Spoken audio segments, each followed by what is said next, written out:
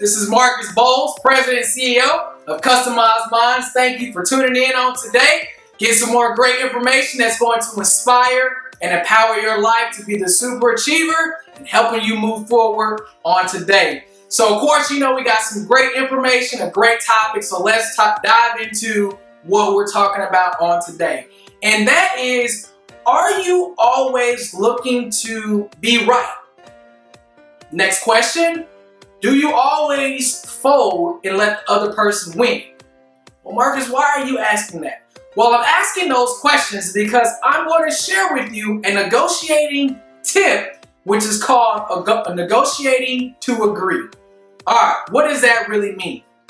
Well, in life, and you probably have already figured this out, but sometimes it's just so far back in our subconscious that we do not really recognize it, is that in life, you are not going to be able to win in every conversation. You're not going to always be able to agree with someone on every single point, every single topic. At some point in your life, when dealing with other people from different backgrounds, different opinions, different feelings, emotions, etc., you are going to ultimately have conflict and going to disagree. And so what I want to teach you is being able to agree where you can. And so the two topics or the two strategies that most people lean to is always trying to be right or just folding and letting the person get over on them. And I'm introducing a third one, which is again, agreeing when and where you can, which is the most effective strategy. All right. So what is the downfall? Of course, always trying to be right. Well, yeah, if you always are trying to push your opinion, push your agenda, want to be 100% right, want that person to be 100% on your side, regardless if they either just on your side 99.99%, you got to get that last 10th of percent, you're probably going to destroy, if not all of your relationships, most of them. Because no one wants to be around someone who always has to be right. Someone who always has to push their agenda, who you always have to agree with everything that they're saying. So that is the downside of always pushing your agenda, is that you will eventually destroy, if not all, a lot of your relationships. So the downfall of just, hey, you're right, your way, whatever. See, when you fold your cards and you always let people win or feel like they've walked over you, see, the next time that they come around and they want to negotiate with you or they want to try to push their agenda, they're now expecting to leverage on that last characteristics and that last disagreement, that last conflict you all had, and they expect you to now fold. And so they're going to push you harder and keep going and keep going and keep going. And eventually you'll just fold, and then they'll get over on you again. You'll be stuck with more work. You'll be doing something that you didn't want to do, that you didn't really want to do, but you got tired of arguing about it, X, Y, and Z. That's the downfall of just folding your cards, letting the other person win and have their way. So you ask the question, well, those are two opposites and extremes of each other. Where's the middle? The middle ground is the negotiating tip of agreeing when and where you can.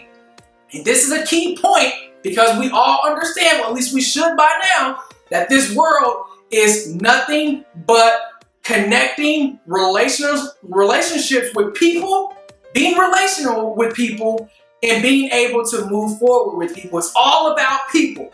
People, people, people, people, people. People do things because of other people. People correct things because of other people. And we have everything in this world because of people. All right? So, what does it mean to agree when and where you can?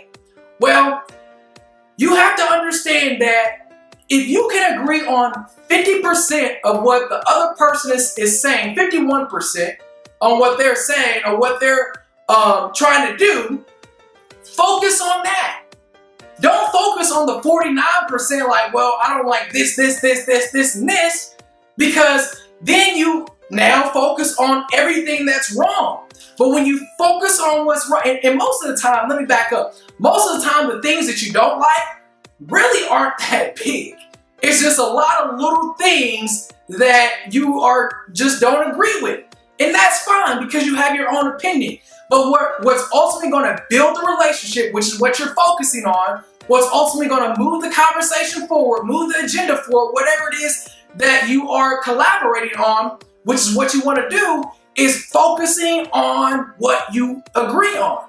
So focus on the 51% that you agree on. And it is that simple of agreeing when and where you can. Now, sometimes you're not going to be able to agree at all, but you don't want to pull the card of saying, have it your way. Okay, I give in. Never say that. When you agree to agree when and where you can, but there's ultimately no opportunities, you say, you know what? How about we come back to this conversation later? So you didn't fold and say they have it their way. You are tabling the discussion. You're tabling the conflict because you have not found areas to agree on. When you come back, you may pick back up right where you left off, but there may be one point that is new.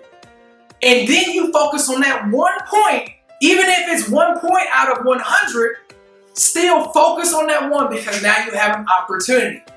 And that is how you build relationships. That is how you connect with people. That is how you get people on your side. That's how you get the sale. That's how you win in life. That's how you, again, build relationships, which is what it's all about.